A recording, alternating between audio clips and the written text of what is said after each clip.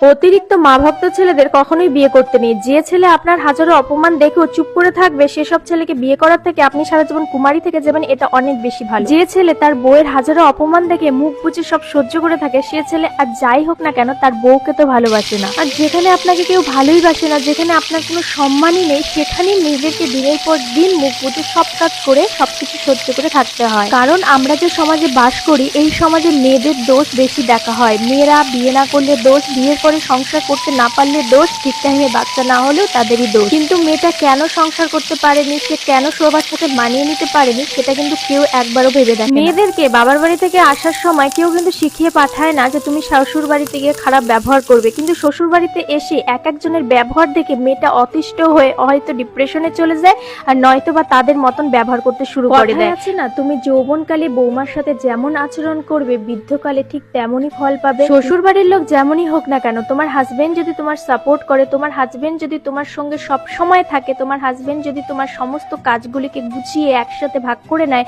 তাহলে তোমার যতই খারাপ শ্বশুরবাড়ি হোক না কেন, তুমি সেখানে হাসি মুখে সংসার করে যেতে পারবে। আর যদি তোমার শ্বশুরবাড়ির লোক খারাপ হয়, প্লাস তোমার হাজবেন্ডও যদি তোমার সাপোর্ট না করে, তাহলে আমার মনে হয় সেই মেয়েটার মতো অভাগী আর দুনিয়াতে একটাও নেই। আমার মনে হয় মেয়েদেরকে বিয়ের পরে কারাগারে বন্দি করে দেওয়া, না তারা পারে ইচ্ছে মতো কোথাও ঘুরতে যেতে, না বন্ধু বান্ধবদের সঙ্গে সম্পর্ক রাখতে পারে, না পারে তাদের পছন্দের খাবার বানিয়ে খেতে, না পারে তাদের বাবার বাড়িতে ইচ্ছে মতো যেতে, সবকিছুতেই যেন কোথাও যেন একটা বাধা এসে সৃষ্টি করে। আচ্ছা, যেসব দাদা ভাইরা আমার কমেন্ট বক্সে এসে কমেন্ট করেন, তাদের কাছে আমার একটাই প্রশ্ন, আচ্ছা আপনার কি কোনো বোন নেই, না আপনার মাকে কখনো কষ্ট করতে দেখেননি?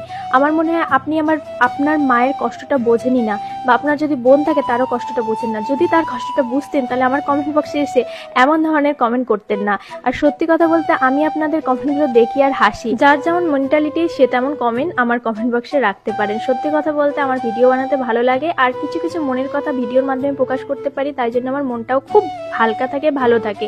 আর যার ভালো লাগবে সে ভালো কমেন্ট করবে, যার ভালো লাগবে না, যার গায়ে লাগবে সে খারাপ কমেন্ট করবে, সেটাতে আমার কোনো ব্যাপার না। কারণ সোশ্যাল মিডিয়ায় কাজ করছি, ভালো খারাপ দুটো নিয়েই আমাকে চলতে হবে। তোমাদের সাথে যা যা কথা না শেয়ার করলাম, সবকিছু যে আমার লাইফের সাথে যুক্ত এমনটা কিন্তু একদমই না। আমি আমার লাইফে কেমন আছি, ভালো না মন্দ, সে ঘটনা তোমাদেরকে একদিন অবশ্যই শোনাবো। তো চলো, আজকের ভিডিওটা কেমন লাগলো অবশ্যই জানিও।